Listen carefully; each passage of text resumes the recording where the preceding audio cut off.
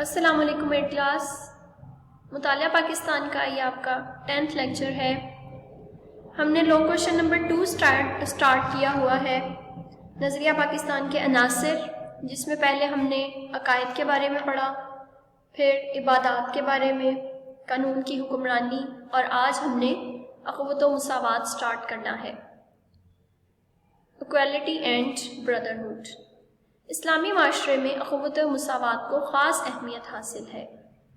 اخوت کہتے ہیں بردرہڈ، بھائی چارے کو، اور ایکویلٹی مساوات، برابری کے، سب کے ساتھ برابر کا سلوک کیا جائے. مدینہ منورہ میں جب اسلامی حکومت قائم ہوئی تو اس میں اخوت اور مساوات مثالی تھی، یعنی کہ اس کی مثالیں دی جا سکتی ہیں. آج بھی اسلامی معاشرہ اسی اخوت و بھائی چارے اور مساوات کا تقاضا کرتا ہے جو موقعات مدینہ میں نظر آتی تھی. اب جب اسلام آیا تو وہ سب سے پہلے مکہ میں پھیلا. پہلے مکہ کے لوگوں نے اس کو قبول کرنا شروع کیا، لیکن وہاں پر جو تھا، جب کوئی نئی چیز آتی ہے تو اس کو اڈاپٹ کرنا تھوڑا سا مشکل تو ہوتا ہے. تو اس میں مکہ کے لوگوں کو بہت سی پرابلمس فیس کرنا پڑی، کیونکہ اپنے دین کو چھوڑ کر کوئی اور دین اختیار کرنا یہ ان کے لیے آسان نہ تھا. اس طرح ان کا وہاں پر رہنا مشکل ہو گیا. تو آپ صلی اللہ علیہ وآلہ وسلم کو اللہ تعالیٰ نے مدینہ ہجرت کرنے کا حکم دیا. مدینہ میں بھی اس وقت کافی لوگوں کو اسلام کی نو ہاؤ ہو گئی تھی. پھر آپ صلی اللہ علیہ وسلم نے مدینہ کی طرف ہجرت کی تو مدینہ والوں نے آپ صلی اللہ علیہ وسلم کو ویلکم کہا، اور ایک جو انصار تھا، انصار جو وہاں کے رہنے والے تھے، مدینہ کے رہنے والے، انہیں انصار کہتے تھے، اور جو مکہ سے ہجرت کر کے جا رہے تھے انہیں مہاجر کہتے تھے. تو وہاں کے جو انصار تھے انہوں نے اپنے بھائیوں کو ویلکم کہا. ایک انصار کو ایک مہاجر کا بھائی بنا دیا تاکہ جو ہجرت کر کے جا رہے ہیں ان کو وہاں پر ایڈجسٹ ہونے میں مشکل نہ ہو. انصار کا لفظی مطلب ہوتا ہے مددگار کے. تو اس طرح وہاں پر جو موقعات قائم ہوئی، بردرہڈ، موقعات کہتے ہیں بردرہڈ کو، تو اسے موقعات مدینہ کے نام سے جانا جاتا ہے.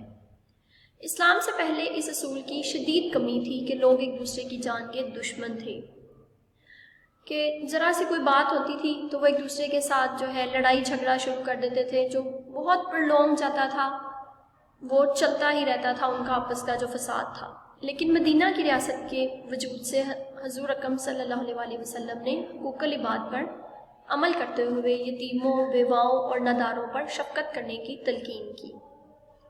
اس طرح ہمارا دین جو اسلام ہے وہ ہمیں حقوق العباد، حقوق اللہ تو ہم پورے کرتے ہیں، لیکن حقوق العباد پر بھی زور دیا گیا ہے کہ جو بھی کوئی مددگار ہے، ٹھیک ہے، آپ کے ارد گرد محلے میں، آپ کے رشتہ داروں میں کوئی بھی یتیم ہے، بیوہ ہے، تو ان کو جو ہے ان کے ساتھ بھی شفقت کی جائے، ان کا بھی برابر کا خیال رکھا جائے.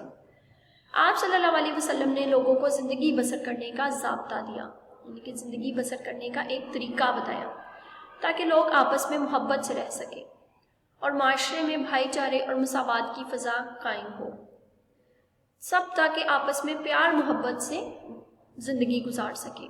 آپ صلی اللہ علیہ وسلم نے زکوٰۃ اور خیرات کے نظام کو وضع کیا.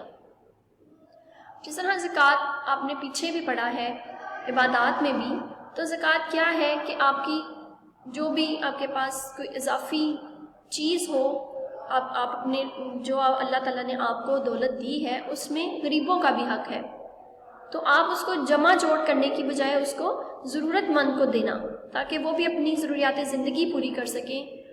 اس وجہ سے اسلام نے یہ زکوٰۃ اور خیرات کے نظام کو وضع کیا تاکہ جو مستحق لوگ ہیں ان تک بھی روپے پہنچ سکے، وہ چند ہاتھوں میں اکٹھا ہو کر نہ رہ جائے. اور سود کو حرام قرار دیا. سود کیا ہے؟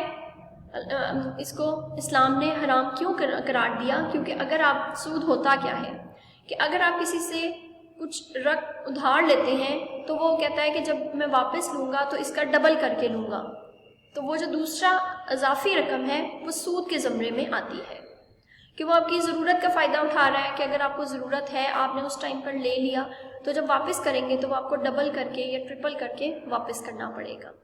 تو جو بھی ہم کوئی بغیر کسی محنت کے کسی سے کچھ اضافی رقم لیتے ہیں وہ سود کے زمرے میں آتی ہے، کیونکہ اسلام میں لوگوں کے استحصال اور لوٹ سوٹ کی کوئی گنجائش نہیں۔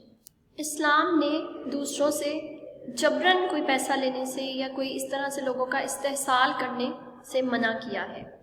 اخوت اس بات کا درس دیتی ہے کہ آپس میں برادرانہ تعلقات قائم ہونے چاہیے، کہ دوسروں کے ساتھ پیار محبت سے رہنا چاہیے تاکہ کسی کے حقوق چھینے نہ جا سکے اور نہ ہی کوئی کمزور پر ظلم کرے۔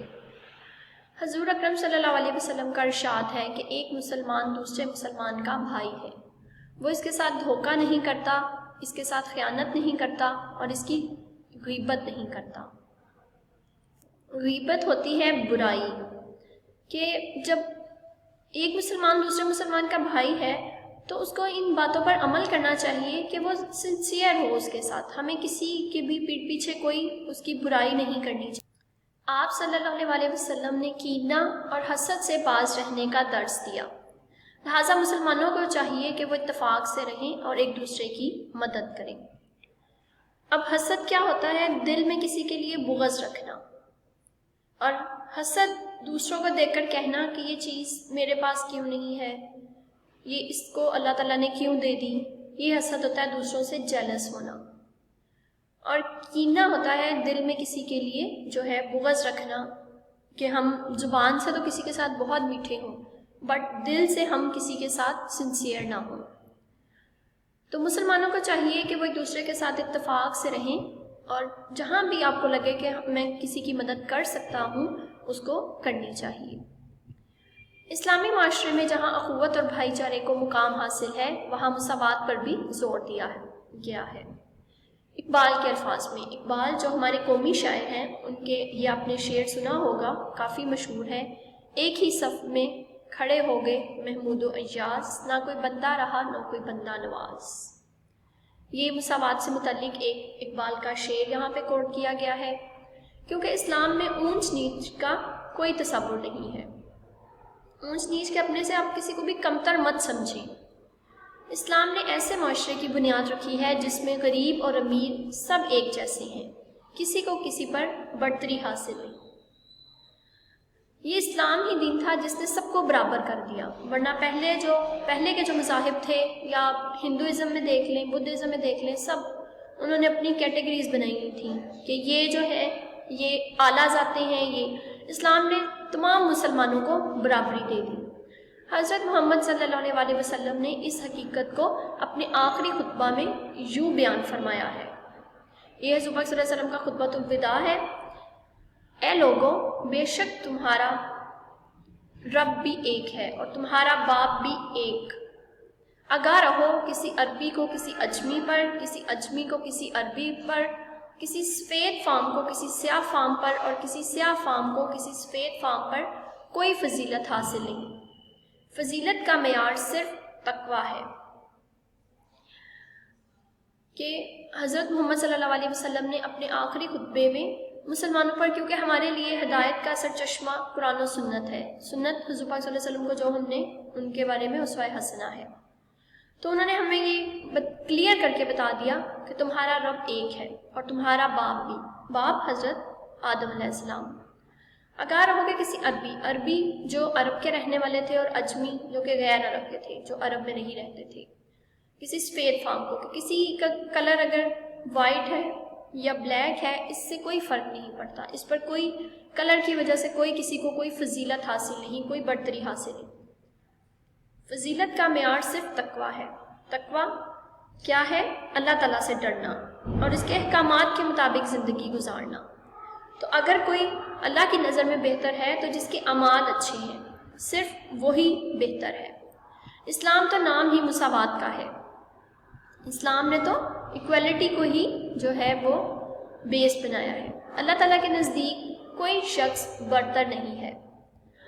اگر کوئی بڑا ہے تو اب اچھے اعمال کی بنا پر بڑا ہو سکتا ہے۔ آپ دیکھ لیں کہ مسجد میں کوئی شخص افضل نہیں ہے، سب ایک امام کے پیچھے کھڑے ہو کر نماز ادا کرتے ہیں۔ اللہ کے حضور کسی کو برتری حاصل نہیں، ٹھیک ہے؟ اللہ تعالیٰ نے یہ بار بار کہا ہے کہ اللہ کے حضور تمام لوگ برابر ہیں۔ اگر کوئی کسی کو برتری حاصل ہے تو وہ اپنے اعمال کی وجہ سے، جن کے اعمال زیادہ اچھے ہیں وہ اللہ کی نظر میں نیک لوگ ہیں۔ اللہ تعالیٰ نے مساوات نسل انسانی کا درس دیتے ہوئے سورہ حجرات میں یوں ارشاد فرمایا، لوگو ہم نے تم کو ایک مرد اور عورت سے پیدا کیا اور تمہاری قومیں اور قبیلے بنائے تاکہ ایک دوسرے کو شناخت کرو، اور اللہ کے نزدیک تم میں زیادہ عزت والا وہ ہے جو زیادہ پرہیزگار ہے۔ سورہ حجرات میں اللہ تعالیٰ نے معاشرتی برائیوں سے منع فرمایا ہے اور یہ فرمایا ہے کہ تم ایک مرد اور عورت سے تم کو پیدا کیا گیا اور تمہاری قومیں اور قبیلے اس لیے بنائے ہیں تاکہ تمہاری شناخت ہو۔ یہ نہیں کہ تم اپنے آپ کو، اپنے قبیلوں کو زیادہ بہتر سمجھنا شروع کر دو اور دوسروں کو اپنے سے نیچ۔ اور اللہ کے نزدیک تم میں سے زیادہ عزت والا وہ ہے جو زیادہ پرہیزگار ہے۔ اللہ کی نظر میں سب برابر ہیں، لیکن جن کے اعمال اچھے ہیں وہ اللہ کی نظر میں عزت والے ہیں۔ اب یہاں تک یہی والا ہم نے پڑھنا تھا، اخوت و مساوات، ٹھیک ہے۔ اب اس میں سے جو ہم نے یہ سارا پڑھا، اس میں مختلف شارٹ کوشچنز بن کے آ سکتے ہیں۔ فار ایگزامپل تقویٰ کیا ہے، یہ آ سکتا ہے جو آپ نے اس میں پڑھا۔ مواخات مدینہ سے کیا مراد ہے، جو سٹارٹ میں آپ نے مواخات مدینہ جو پڑھا تھا۔ اور اخوت کے بارے میں نبی کریم صلی اللہ علیہ وسلم کا ارشاد گرامی تحریر کریں، یا علامہ اقبال کا جو بھی ہم نے پیچھے مساوات کے بارے میں جو ایک شعر پڑھا ہے وہ خطبہ حجۃ الوداع وہ بیان کریں۔ سورہ حجرات میں قبائل بنانے کی کیا وجہ بیان کی گئی ہے۔ اس طرح سے اس میں سے مختلف شارٹ کوشچنز میں نے آپ کو بتائے کہ کس طرح سے بن سکتے ہیں، ابھی اور بھی بن سکتے ہیں۔ تو یہ کوئی بھی حدیث ہو یا کچھ بھی اقبال کے جس طرح یہ الفاظ ہو گئے، یہ بھی آپ اچھی طرح سے یاد کیا کریں۔ ان میں سے جو ایک پورا پیسج ہوتا ہے اس میں سے بھی شارٹ کوشچنز بن کے آ سکتے ہیں۔ آپ نے اس کو اچھی طرح سے یاد کرنا ہے پورا اخوت و مساوات، اور اسے اپنے جو ہے شیٹ پر لکھنا ہے۔ اللہ حافظ۔